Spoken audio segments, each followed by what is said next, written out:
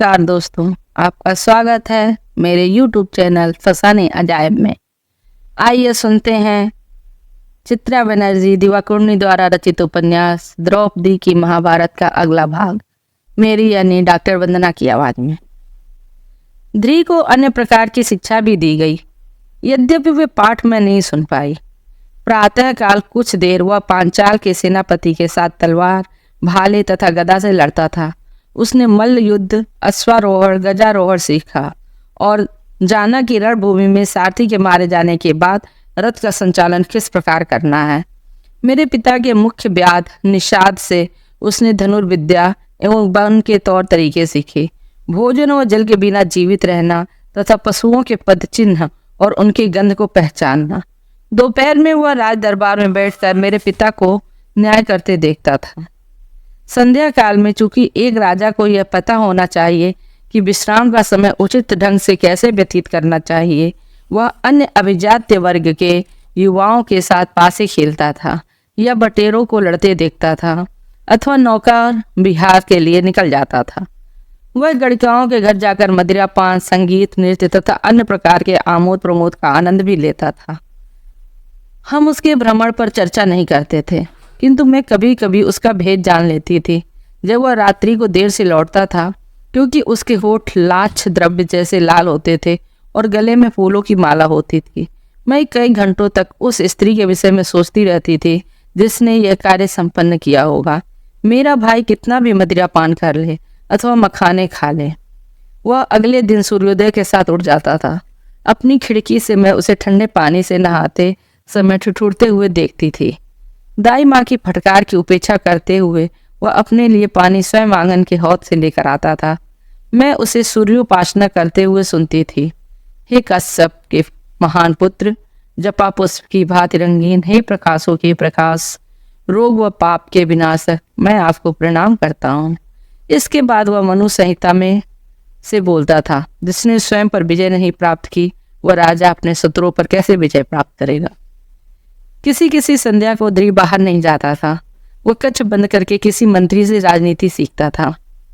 राज्य की रक्षा करने, उसकी सीमाओं को सुदृढ़ करने, अन्य शासकों के साथ मैत्री करने अथवा बिना युद्ध किए उन्हें जीतने की और राजमहल में किसी प्रकार भीतर घुस आए गुप्तचरों को पहचानने की कला।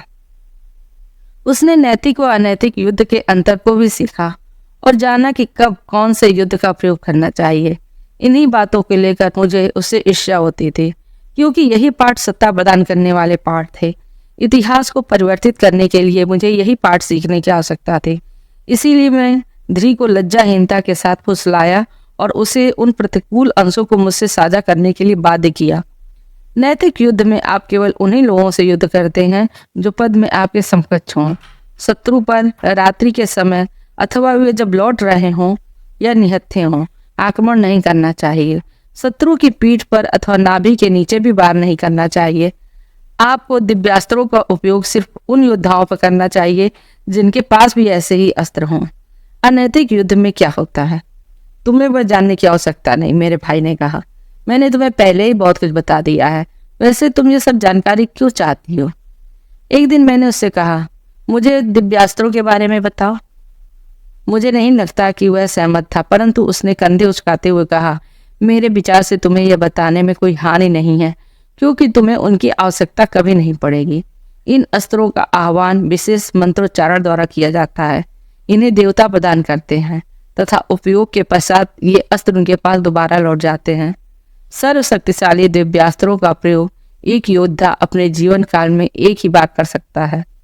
तुम्हारे पास कोई अस्त्र है? क्या मैं उसे देख सकती हूँ? जब तक उसका आह्वान न किया जाए वे दिखाई नहीं देते। आह्वान के बाद उनका तुरंत प्रयोग करना पड़ता है, अन्यथा उनकी शक्ति आपके विरुद्ध कार्य करने लगती है। ऐसा कहा जाता है कि ब्रह्मास्त्र जैसे कुछ दिव्यास्त्रों का प्रयोग यदि अनुचित ढंग से हो जाए तो संपूर्ण सृष्टि का विनाश कर सकते हैं। जो भी हो, मेरे पास कोई ऐसा दिव्यास्त्र नहीं है, अभी तक तो नहीं। इन अस्त्रों के अस्तित्व को लेकर मेरी अपनी आशंकाएं थीं। यह उन कथाओं के जैसे लगते थे जिन्हें सुनाकर वृद्ध योद्धा नौ दिच्छितों पर प्रभाव डालने का प्रयास करते थे। अरे ये सब बिल्कुल वास्तविक है, वह बोला। उदाहरण के लिए जब अर्जुन ने हमारे पिता को बंदी बना लिया था तो उसने पिताजी को अदृश्य जाल में बांधने के लिए रज्जु अस्त्र का प्रयोग किया था। यही कारण था कि इतना निकट होने पर भी पांचाल सेना उन्हें मुक्त नहीं करा पाई थी। ऐसे गुरु बहुत कम हैं जो इन अस्त्रों के आह्वान की विधि जानते हैं। इसीलिए पिताजी ने यह निर्णय लिया है कि उचित अवसर आने पर मुझे हस्तिनापुर जाकर द्रोण से प्रार्थना करनी होगी कि वह मुझे अपने शिष्य के रूप में स्वीकार कर लें। मैंने अपने भाई को आश्चर्य से देखा। वह निश्चित ही विनोद कर रहा था, किंतु मेरा भाई कभी इस प्रकार से विनोद नहीं करता था। अंत में मैंने किसी प्रकार यह कह दिया, पिताजी को कोई अधिकार नहीं कि वह इस प्रकार तुम्हारा अपमान करें। तुम्हें मना कर देना चाहिए। इसके अतिरिक्त द्रोण तुम्हारा गुरु बनना क्यों स्वीकार करेंगे, जबकि वह जानते हैं कि तुम उनके द्वारा प्रदत्त ज्ञान का उपयोग उन्हीं की हत्या करने के लिए कर सकते हो। वह मुझे शिक्षा देंगे, मेरे भाई ने कहा। उसके स्वर की कटुता बता रही थी कि वह थक चुका था, जो उसके लिए वैसे असामान्य बात थी। वो मुझे शिक्षा देंगे क्योंकि उनकी प्रतिष्ठा का प्रश्न है, और मैं उनके पास इसीलिए जाऊंगा क्योंकि अपनी नियति को प्राप्त करने के लिए मेरे पास यही एकमात्र उपाय है। मेरे कहने का आशय यह नहीं कि राजा द्रुपद ने मेरी शिक्षा की उपेक्षा की।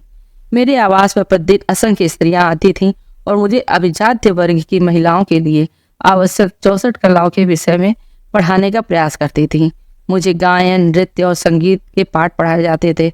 ये पाठ मेरे लिए तथा मेरे शिक्षकों के लिए अत्यंत पीड़ादायक होते थे, क्योंकि मेरी न तो संगीत में रुचि थी और न ही मेरे पैर नृत्य के लिए दक्ष थे। मुझे चित्रकारी करना, रंग भरना, सिलाई करना और जमीन को विशेष उत्सव के लिए प्राचीन व शुभ आकृतियों से सजाना सिखाया जाता था। मेरे चित्र धब्बेदार होते थे और मेरी बनाई आकृतियों में इतने सुधार करने पड़ते थे कि मेरे शिक्षकों की भवें तन जाती थीं। मैं पहेलियां बनाने और उन्हें सुलझाने, विनोदी टिप्पणियों का उत्तर देने और कविताएं लिखने का कार्य बेहतर ढंग से कर लेती थी, किंतु मेरा हृदय ऐसी तुच्छ गतिविधियों में रमता नहीं था। प्रत्येक पाठ के साथ मुझे ऐसा लगता था कि स्त्रियों का संसार मेरे आसपास अपना फंदा कसता जा रहा है। मुझे भी एक नियति को पूर्ण करना था, जो स्त्री की नियति के किसी भी संदर्भ में कम महत्वपूर्ण नहीं थी। कोई भी मुझे उसके लिए तैयार करने में रुचि क्यों नहीं ले रहा था। जब मैंने बात दाई माँ से कही तो उन्होंने अधीरता से अपनी जीभ दबा ली। तुम्हें यह विचार कहाँ से आते हैं? तुम्हारी नियति भी राजकुमार की नियति की भांति महत्वपूर्ण है। वह मेरे मस्तिष्क को ठंडा करने के लिए मेरे सिर में ब्राह्मी तेल मिलने लगी। इसके अतिरिक्त क्या तुम्हें पता नहीं कि एक स्त्री को अपनी नियति के लिए अलग ढंग की तैयारी करनी होती है? दाई माँ स्वयं मुझे आचरण के नियम सिखाती थी। पुरुषों की संगति में किस प्रकार चलना, बोलना और बैठना चाहिए, मात्र स्त्रियों की उपस्थिति में यही कार्य किस प्रकार करने चाहिए, महत्वपूर्ण रानियों के प्रति किस प्रकार सम्मान प्रदर्शित करना चाहिए, कम महत्वपूर्ण रानियों को कैसे झिड़कना चाहिए, अपने पति की अन्य पत्नियों को किस प्रकार डरा कर रखना चाहिए। मुझे यह सीखने की कोई आवश्यकता नहीं है। मैंने विरोध किया। मेरे पति की अन्य पत्नियां नहीं होंगी। यह वचन मैं उनसे विवाह पूर्व ही ले लूंगी। दाई माँ बोली, लड़की, तुम्हारा अहंकार तुम्हारी आशावादिता से पीछे रहता है। राजाओं की सदैव अनेक रानियां होती हैं और पुरुष विवाह से पहले किए गए अपने वचन सदैव तोड़ते हैं। इसके अतिरिक्त यदि तुम्हारा विवाह पांचाल की अन्य राजकुमारियों की भांति होगा तो तुम्हें अपने पति से बात करने का अवसर भी नहीं मिलेगा। उनका विरोध करने के उद्देश्य से मैंने श्वास भीतर की थी। उसने चुनौतीपूर्ण मुस्कुराहट से मुझे देखा। उसे हमारे विवाह पसंद आते थे, जिनमें से अधिकतर में वो विजयी रहती थी। यद्यपि इस बार मैंने अपना निंदात्मक रुख नहीं अपनाया। क्या कृष्ण, जो सहज मौन द्वारा असहमति को रोक देते थे, का स्मरण करने से कुछ ऐसा हुआ था जिसने मुझे भी रोक दिया था? मैंने कुछ ऐसा देखा जिसका एहसास मुझे पहले कभी नहीं हुआ। शब्दों से ऊर्जा का क्षय होता है। इसकी अपेक्षा मैं अपनी शक्ति का प्रयोग अपने इस विश्वास को उन्नत करने में लगाऊंगी कि मेरा जीवन विलक्षण ढंग से सामने आएगा। शायद आप ठीक कह रही हैं, मैंने प्रेम से कहा। यह तो आने वाला समय ही बताएगा। उन्होंने त्योरियां चढ़ा ली। उन्हें इसकी अपेक्षा नहीं थी। उसके बाद उनके चेहरे पे एक भिन्न प्रकार की मुस्कुराहट छा गई। राजकुमारी, वह बोली, मेरा विचार है कि तुम बड़ी हो रही हो। जिस दिन दाई माँ ने मुझे बताया कि मैं सामाजिक कलाओं की जांच हेतु अपने पिता की पत्नियों से मिलने के लिए तैयार हो चुकी थी, उस दिन मुझे तीव्र इच्छा और उत्तेजना महसूस हो रही थी। मैंने सोचा नहीं कि मुझे साहचर्य की कितनी तीव्र इच्छा थी। मैं बहुत लंबे समय से रानियों के विषय में उत्सुक थी, विशेषकर सुलोचना, जो अत्यंत मनोहर और माणिक्य से सजी धजी मेरे जीवन की परिधि के साथ साथ चल रही थी। मैं पहले उन्हें इसलिए नापसंद करती थी क्योंकि उन्होंने मेरी उपेक्षा की थी, किंतु मैं स्वयं को उस भाव से मुक्त करना चाहती थी। शायद चूंकि अब मैं बड़ी हो गई थी, हम लोग दोस्त बन सकते थे। यह आश्चर्य की बात थी कि यद्यपि रानियों को पता था कि मैं आ रही हूँ, मुझे बहुत देर तक अतिथि कक्ष में उनकी प्रतीक्षा करनी पड़ी। जब वे अतिथि कक्ष में पहुंची तो उन्होंने मुझे कठोरता से संक्षिप्त व निरर्थक बातचीत की और मुझसे दृष्टि भी नहीं मिलाई। मैंने अपनी समस्त वार्तालाप दक्षता का प्रयोग किया, किंतु मैं जो भी बात आरंभ करती वह शीघ्र ही मौन से विघटित हो जाती। यहाँ तक कि सुलोचना भी, जिसके शिव महोत्सव के दौरान पुलकित कर देने वाले आकर्षण की मैं प्रशंसक बन गई थी, बदला हुआ व्यवहार कर रही थी। उसने मेरे अभिवादन का एक अक्षर में उत्तर दिया। वह अपनी दोनों पुत्रियों को अपने निकट रखे हुए थी। उसकी 5 वर्षीय पुत्री, जिसके बाल घुघराले थे और जिसका रंग अपनी माँ की बात चमकदार था, सुलोचना को छोड़कर भागकर मेरे पास आ गई। उसकी दृष्टि अवश्य ही मेरी माणिक के युक्त मयूर माला पर पड़ गई होगी, क्योंकि उसने निकट आकर उस माला को अपनी अंगुली से छूकर देखा। मैंने उस अवसर के लिए सावधानी से वस्त्र चुने थे। मैंने उठाकर उसे अपनी गोद में बैठा लिया ताकि वह माला के साथ खेल सके, किंतु सुलोचना ने उसे अपने पास खींचकर उसके गाल पर जोरदार चाटा मारा, जिससे उसके गोरे गाल पर उंगलियों के निशान पड़ गए। वह बच्ची धाड़े मारकर रोने लगी और उसे समझ नहीं आ रहा था कि उसे किस बात का दंड दिया गया था। मैंने अचंभित होकर रानी की ओर देखा तो मेरा चेहरा शर्म से सिहर रहा था, मानो वह चाटा मुझे ही मारा गया हो। कुछ देर बाद सुलोचना अस्वस्थ होने का बहाना बनाकर, जो पूरी तरह झूठा लग रहा था, अपने कक्ष में लौट गई। जब हम लोग मेरे कक्ष में पहुंचे तो मुझे अपने आंसू रोके नहीं गए। मैंने क्या भूल कर दी? मैंने दाई माँ के उन्नत वक्ष स्थल पर सिर रखकर रोते हुए पूछा, तुमने कोई बोल नहीं की थी? वे अज्ञानी स्त्रियां हैं, वे सब तुमसे डरती हैं। मुझसे? मैंने आश्चर्य से पूछा। मुझे नहीं पता था कि मैं इतनी भयावह हूँ। क्यों? उन्होंने क्रोध से अपने होठ भींच लिए। उन्हें इतना क्रोधित मैंने पहले कभी नहीं देखा था। वह मुझे कोई उत्तर नहीं दे सकी, या शायद देना ही नहीं चाहती थी। मुझे कुछ कुछ बात समझ में आने लगी थी। मेरी सेविकाएं, यहाँ तक कि वे भी जो अनेक वर्षों से मेरे साथ थीं, तब तक निकट नहीं आती थीं जब तक उन्हें बुलाया ना जाए। यदि मैं कभी उनसे कोई निजी प्रश्न पूछती, जैसे उनके परिवार के सदस्य कैसे हैं या उनका विवाह कब होगा, तो वो मौन रहती और यथाशीघ्र वहां से चली जाती। नगर के सर्वोत्तम व्यापारी, जो रानियों के आवास पर नियमित रूप से आते जाते थे, दाई माँ के हाथों मेरे पास अपना माल भेजा करते थे। यहाँ तक कि मेरे पिता भी मुझसे मिलने आते थे तो बेचैन रहते थे और कभी मुझसे दृष्टि मिलाकर बात नहीं करते थे। मुझे लगता था कि ध्री के गुरु की बेचैनी का कारण भी चापलूसी से अधिक मेरा सौंदर्य था। मेरे मित्रों और आगंतुकों का मेरे पास कम आने का कारण भी मेरे पिता की कठोरता नहीं, अभी तो उन लोगों की बेचैनी थी जिसे वह मुझ असामान्य कन्या से मिलकर महसूस किया करते थे। उस भविष्यवाणी को सत्य माने तो मेरा जीवन सामान्य नारी जैसा नहीं होने वाला था। मेरी जानकारी के अनुसार संसार 2 भागों में विभक्त हो रहा था। संसार का बड़े भाग में कमोबेश सुलोचना जैसे लोग थे, जो अपने रोजमर्रा के सुख दुख से परे नहीं देख पाते थे। परंपरा की परिधि से बाहर रहने वाले प्रत्येक वस्तु से वो आशंकित रहते थे। देवताओं द्वारा निर्धारित नीति को पूर्ण करने हेतु ध्री की भांति दिव्य रूप से जन्मे पुरुषों को वो शायद स्वीकार कर सकते थे, किंतु नारियां, विशेषकर ऐसी नारियां जो वज्रपात को नष्ट कर देने वाले तूफान की तरह परिवर्तन ला सकती थी, आजीवन वह मुझसे संकोच करेंगे। क्रोध में अपने आंसुओं को पोंछते हुए मैंने स्वयं को वचन दिया कि अगली बार मैं इसके लिए तैयार रहूंगी। संसार के दूसरे भाग में ऐसे दुर्लभ लोग थे जो स्वयं परिवर्तन और मृत्यु के अग्रदूत थे, अथवा वे जो ऐसी बातों को मजाक उड़ाते थे। उन्हें मुझसे भय नहीं था, हालांकि मुझे संदेह था कि आवश्यकता पड़ने पर वे लोग मुझसे घृणा करेंगे। अभी तक मैं ऐसे मात्र 3 लोगों को जानती थी, ध्री और कृष्ण तथा दाई माँ, जो मेरे प्रति स्नेह के कारण परिवर्तित हो चुकी थी। निश्चय ही ऐसे अन्य लोग भी थे। अपने पिता के महल में हीज भरा जीवन बिताते समय मैं ऐसे लोगों की आकांक्षा रखती थी, क्योंकि वही लोग मुझे मेरा इच्छित साहचर्य उपलब्ध करवा सकते थे। मैं सोचती थी, पता नहीं मुझे और कितनी प्रतीक्षा करनी होगी और जाने कब नियति उन्हें मुझसे मिलवाएगी। मुझे यह भी आशा थी कि जब भी ऐसा होगा, ऐसा ही एक व्यक्ति मेरा पति बनेगा। जीवन के आरंभ काल में ही मैंने छिपकर बातें सुनना सीख लिया था।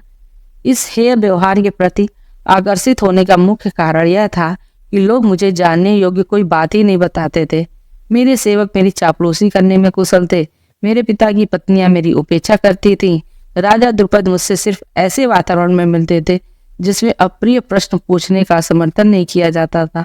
ध्री कभी झूठ नहीं बोलता था, किंतु वह प्रायः मुझसे बहुत सी बातें छिपाता था और सोचता था कि अप्रिय तथ्यों को मुझसे दूर रखना उसका भातृ धर्म था। दाई माँ ऐसी किसी आशंका से ग्रस्त नहीं थी, किंतु दुर्भाग्य से वह दो बातों को जो सचमुच हुआ था, जो उनके मतानुसार होना चाहिए था, परस्पर मिला देती थी। एक कृष्ण ही थे जो मुझे सत्य बताते थे, किंतु उनके साथ मुझे बहुत ही कम समय मिल पाता था। इसीलिए मैंने छिपकर सुनना आरंभ कर दिया और यह मुझे अत्यंत उपयोगी लगा। जिस समय मैं किसी विचारहीन गतिविधि से जैसे कसीदाकारी अथवा सोने का बहाना करने में व्यस्त प्रतीत होती थी, उस समय यह कला श्रेष्ठ सिद्ध होती थी। इस प्रकार मैंने जो कुछ सीखा उस पर मुझे स्वयं आश्चर्य था। ऐसे ही मुझे उस साधु का पता लगा। सैरंध्री मेरे केस पचनंद रूप में सवार रही थी। तभी मैंने एक सेविका को तीखे उत्तेजित स्वर में फुसफुसाते सुना। उसने वचन दिया है कि श्रावण मास की पूर्णिमा को मेरा विवाह हो जाएगा। तो दाई माँ ने पास वाले कक्ष में मेरे कपड़े सजाते हुए कटु ढंग से कहा, ज्योतिषी तो विवाह की भविष्यवाणी करते ही रहते हैं। वो जानते हैं कि मूर्ख कन्याएं सर्वाधिक यही बात सुनना चाहती हैं। इसी तरह उन्हें मोटी दक्षिणा मिल पाती है। नहीं नहीं मौसी, वो साधु धन नहीं लेता, वो झूठे वादे नहीं करता। उसने कहा है कि मेरा विवाह राजा के साइज से होगा, और आपको तो पता ही है कि घुड़साल में काम करने वाला नंदराम मुझे पसंद करता है। क्या मैंने आपको वह चांदी का बाजूबंद नहीं दिखाया था जो उसने मुझे पिछले महीने दिया था? बाजूबंद से विवाह की अग्नि तक की छलांग बहुत लंबी है बच्ची। श्रावण मास आने दो, फिर देखेंगे कि तुम्हारे उस साधु की भविष्यवाणी कितनी सटीक सिद्ध होती है। अब उस नीले रंग की रेशमी साड़ी को ध्यान से तैयार करो और राजकुमारी के अंगरखे को ठीक से रखना। तुम उसे जोर से दबा रही हो। लेकिन उसने मुझे मेरे अतीत के विषय में भी बताया, सेविका बोली। बचपन में हुई दुर्घटना और बीमारी के विषय में भी बताया। उसने मेरी माँ की मृत्यु का वर्ष और उनके द्वारा कहे गए अंतिम शब्द भी बता दिए। उसे उस समय का भी पता है जब मेरे और नंद के ये कहते कहते लज्जा से उसका स्वर धीमा हो गया और आगे के विवरण का अनुमान लगाने लगे। मैं नहीं मानती, दाई माँ ने आश्चर्य से कहा। मुझे भी जाकर उससे मिलना चाहिए और पूछना चाहिए कि क्या वह निकम्मा कल्लू कभी अपने तौर तरीके बदलेगा, और यदि नहीं तो उससे छुटकारा पाने के लिए मुझे क्या उपाय करना चाहिए। तुमने उन बाबा जी का नाम नहीं बताया। मैंने नाम नहीं पूछा। सच कहूँ तो मुझे उन्हें देखकर डर लग रहा था। उनका पूरा चेहरा दाढ़ी से ढका हुआ था और उनकी आंखें चमकदार व लाल रंग की थीं। उन्हें देखकर लगता था कि यदि वह क्रुद्ध हो गए तो साफ दे डालेंगे। राजकुमारी, सैरंध्री ने सिर झुकाते हुए कहा, आपके केस सवार दिए गए हैं, क्या आप प्रसन्न हैं? मैंने चांदी का भारी शीशा उठाकर देखा और उसने पीछे से एक अन्य शीशा मेरे सिर के पीछे पकड़ा। स्वर्ण पिनों से युक्त 5 लट वाली चमकदार चोटी मेरी पीठ पर लटक रही थी। उसमें गुथी चौलाई की सुगंध आ रही थी। वो बहुत सुंदर थी, किंतु मुझे उससे संतोष नहीं हुआ। इस श्रृंगार का क्या लाभ जब उसकी प्रशंसा करने वाला ही कोई ना हो। मुझे लगा कि मैं किसी सरोवर में डूब रही हूँ और महत्वपूर्ण घटनाएं संसार में अन्यत्र कहीं घटित हो रही हैं। यदि मेरे जन्म के साथ हुई भविष्यवाणी झूठी सिद्ध हुई तो क्या होगा? हो सकता है भविष्यवाणियां तभी सत्य होती हों जब उनके विषय में कुछ कहा जाए। मैंने निश्चय किया कि मैं दाई माँ के साथ उस साधु के पास जाऊंगी। बिल्कुल नहीं, दाई माँ ने कहा। यदि मैं तुम्हें कहीं बाहर लेकर गई तो तुम्हारे पिता मेरा सिर काट डालेंगे, अथवा कम से कम मुझे नौकरी से तो निकाल ही देंगे। क्या तुम चाहती हो कि तुम्हारी दाई माँ अपनी वृद्धावस्था में सड़क के किनारे भूखी मर जाए? आप भूखी नहीं रहोगी, मैंने कहा। कल्लू तुम्हारी देखभाल करेगा। कौन? वो बेकार सा शराबी आदमी। इसके अतिरिक्त, मैंने बीच में कहा, पिताजी को पता ही नहीं लगेगा। मैं सेविका का रूप धर लूंगी और हम पैदल चलेंगे। वहां तो आम मार्ग पर पैदल चलोगी जहाँ सब लोग तुम्हें देख सकें। क्या तुम्हें मालूम नहीं, पांचाल राज परिवार की स्त्रियों को सूर्य से भी छिपा कर रखा जाता है। तुम मेरे लिए घूंघट ले आना, वह मुझे पुरुषों एवं सूर्य दोनों से बचा कर रखेगा। बिल्कुल नहीं, मैं गिड़गिड़ाने लगी। दाई माँ, यह अंतिम अवसर है, कृपया मुझे देख लेने दो मेरे भविष्य में क्या लिखा है। मैं तुम्हें बता देती हूँ कि तुम्हारे भविष्य में क्या है। अपने राजसी पिता के हाथों सजा और एक नई दाई माँ, क्योंकि इस दाई माँ का जीवन तो समय पूरी समाप्त कर दिया जाएगा। क्योंकि मैं उनकी पुत्री के बाद उनके सबसे निकट थी अथवा उन्होंने फुसलाहट के पीछे पीछे छिपी मेरी निराशा को सूंघ लिया, या वो स्वयं भी साधु से मिलने को उत्सुक थी। वो अंत में नरम पड़ गई। दाई माँ की घूंघट और अपने आकार से कई माप बड़ा उसका एक घाघरा पहनकर मैं साधु के समक्ष झुक गई। मेरा सिर अटपटे ढंग से धरती को छू रहा था। मेरा समस्त शरीर दर्द कर रहा था। वट उपवन तक, जहाँ साधु का निवास था, पहुंचने के लिए हमें पालकी में बैठकर नगर के बीच से गुजरना पड़ा। फिर हमें छिद्र युक्त छोटी नाव में सरोवर पार किया और उसके बाद कई घंटों तक एक जर्जर बैलगाड़ी में बैठना पड़ा। इससे मुझे साधारण नागरिकों की कठिनाइयों का भी अनुभव हुआ। बादल की गर्जना जैसी किसी आवाज से मेरा ध्यान भंग हो गया। साधु हंस रहा था। वह अधिक भयावह नहीं था। झुर्रीदार चेहरे पर उसकी आंखें शरारतपूर्ण ढंग से चमक रही थीं। राजकुमारी के लिए अधिक बुरा नहीं है? आपको कैसे पता? मैंने चेपते हुए पूछा। कोई अंधा ही ऐसे भद्दे बेस को पहचान पाने में असमर्थ हो सकता है। कम से कम इस वृद्ध महिला को वस्त्र तो तुम्हारे माप के देने चाहिए थे। ये सब बहुत हुआ। तुम्हें अपना भविष्य जानने की उत्सुकता है ना? क्या तुम्हें पता है, या तुम्हें भावी घटनाओं के विषय में पहले से पता लग जाए तो तुम्हारा जीवन कितना नीरस हो जाएगा? विश्वास करो, मैं इस बात को समझता हूँ। फिर भी मैं तुम दोनों की इच्छा पूरी करूंगा, लेकिन आंशिक रूप से। वृद्धा, पहले तुम्हारी बारी। उसने बताया कि कल्लू शीघ्र ही शराब पीकर किसी झगड़े में मारा जाएगा, कि दाई माँ मेरे विवाह के बाद मेरे साथ मेरे नए राजमहल में जाएंगी और मेरे 5 बच्चों की देखभाल करेंगी। तुम्हारी मृत्यु वृद्धावस्था में समृद्धि और हमेशा की भांति चिड़चिड़े स्वभाव के साथ, किंतु प्रसन्नता पूर्वक होगी, क्योंकि तुम सर्वाधिक बुरा समय देखने से पूर्व ही मर जाओगी। साधु बाबा, दाई माँ ने चिंताजनक स्वर में पूछा, सर्वाधिक बुरे समय से आपका क्या आशा है? बस, और नहीं, साधु ने कहा, और यह कहते हुए उसके नेत्र पीले हो गए, जिससे घबराकर दाई माँ पीछे हट गई। राजकुमारी, यदि तुम्हें अपने प्रश्नों को उत्तर चाहिए तो इस घेरे के भीतर आ जाओ। साधु के आसपास धरती पर खिंची पतली वृत्ताकार रेखा पर मेरी दृष्टि नहीं पड़ी थी। दाई माँ ने इसे धीरे से टुटका बताते हुए मेरा घाघरा पकड़ लिया, किंतु मैंने संकोच नहीं किया। उस घेरे के भीतर छाले से भरे पैरों के नीचे धरती मुझे बहुत गर्म लग रही थी।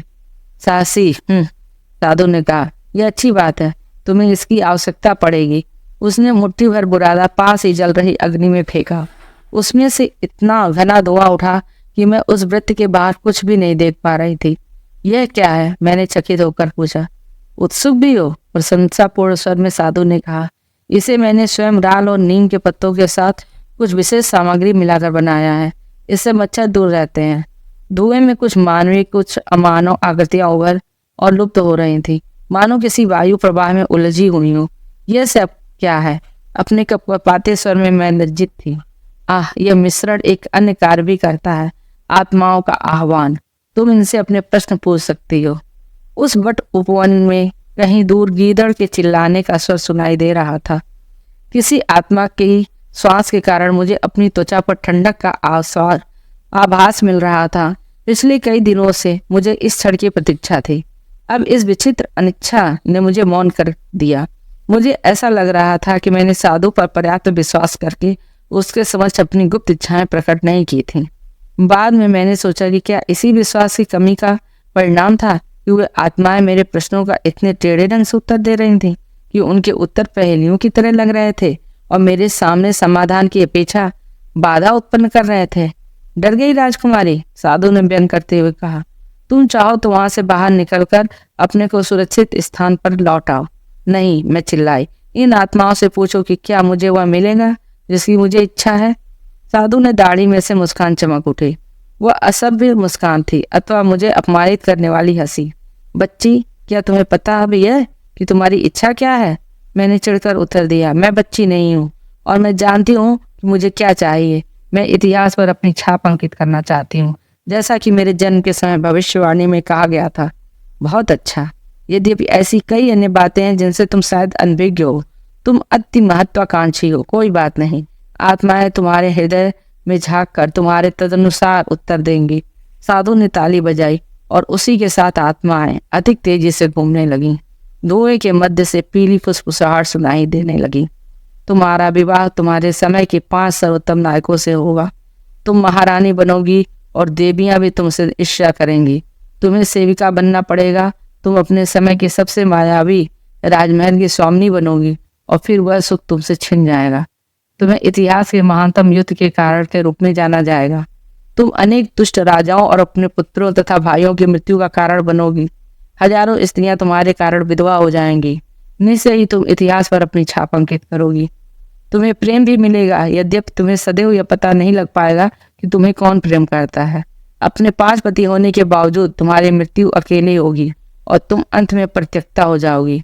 हालांकि ऐसा सचमुच नहीं होगा। उन आवाजों के शांत होने के बाद मैं हतप्रभ रह गई। उनके द्वारा कही गई अधिकतर बातें, उदाहरण के लिए 5 पति होने वाली बात, ने मुझे दुविधा में डाल दिया था। शेष बातों से मुझे निराशा हो रही थी। इतनी निराश मत हो, साधु ने मुझसे कहा। ऐसी कितनी स्त्रियां हैं जिनसे देवियां भी ईर्ष्या करें अथवा जो महारानी बन सकें। अगर शेष बातें भी सत्य होने वाली हैं तो मुझे यह सब नहीं चाहिए। सर्वाधिक शानदार महल को प्राप्त करने का क्या लाभ यदि उसे बाद में खोना ही पड़े। उन सब लोगों की मृत्यु मुझे इन सब की, विशेषकर ध्री की मृत्यु का कारण बनना स्वीकार नहीं है। तुम्हारे पास कोई विकल्प नहीं है प्रिय। मैं संन्यास ले लूंगी, मैं विवाह ही नहीं करूंगी। साधु की टेढ़ी मड़ी दंतावली चमक उठी। नियति अत्यंत शक्तिशाली और चपल होती है। उसे इतनी सहजता से धोखा नहीं दिया जा सकता। यदि तुम उसे खोजती हुई आज यहाँ नहीं आती, वह तुम्हें स्वयं खोज लेती। यद्यपि तुम्हारे संदर्भ में तुम्हारा अपना स्वभाव इस प्रक्रिया को गति प्रदान करेगा। क्या मतलब? तुम्हारा अहंकार, तुम्हारा स्वभाव, प्रतिशोध लेने की तुम्हारी प्रवृत्ति। मैंने साधु को घूर कर देखा। मेरा स्वभाव ऐसा नहीं है। सर्वाधिक ज्ञानी पुरुषों को भी पता नहीं होता कि उनके अंतर में क्या छिपा है। यद्यपि तुम्हें सांत्वना देने हेतु मैं तुम्हें यह बता सकता हूँ, तुम्हारी मृत्यु के बहुत बाद तक लोग तुम्हें पृथ्वी की सबसे अद्भुत रानी के रूप में याद रखेंगे। आशीर्वाद और सौभाग्य प्राप्त करने हेतु स्त्रियां तुम्हारे नाम का जाप करेंगी। इन बातों से क्या लाभ यदि मैं ग्लानि से पीड़ित होकर अकेले मरने वाली हूँ? मैंने चिढ़कर कहा। लोग अन्य बातों से अधिक प्रसिद्धि को महत्व देते हैं, लेकिन मैं इतने से प्रसन्न हूँ। तुम्हें प्रसन्नता भी मिलेगी। क्या तुमने सुना नहीं? आत्माओं ने कहा कि तुम्हें प्रेम प्राप्त होगा। इसके अतिरिक्त मुझे ऐसा लगता है कि बड़े होने के बाद प्रसिद्धि के विषय में तुम्हारे विचार बदल जाएंगे। उसकी विनोद प्रियता पर मुझे क्रोध आ रहा था, किंतु मैंने स्वयं पर नियंत्रण रखा क्योंकि मुझे उससे सहायता चाहिए थी। मैंने सुना है कि महासाधुओं के पास उनके द्वारा बताए गए भविष्य को बदलने की शक्ति भी होती है। क्या आप मेरे भविष्य को पुनर्निर्मित नहीं कर सकते, जिससे मैं अपने प्रियजनों की क्षति का कारण न बनूं? साधु ने सिर हिला दिया।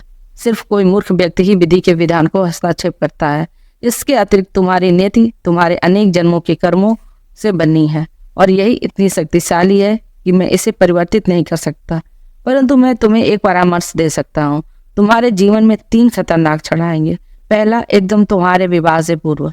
उस समय कोई प्रश्न मत पूछना। दूसरे, जब तुम्हारे पतियों का शासन अपने चरमोत्कर्ष पर होगा, उस समय किसी पर मत हंसना। तीसरा, जब तुम्हारा अत्यधिक अपमान किया जाएगा, उस समय किसी को श्राप मत देना। हो सकता है ऐसा करने से भावी अनर्थ का प्रकोप कम हो जाए। आप सुन रहे थे द्रौपदी की महाभारत।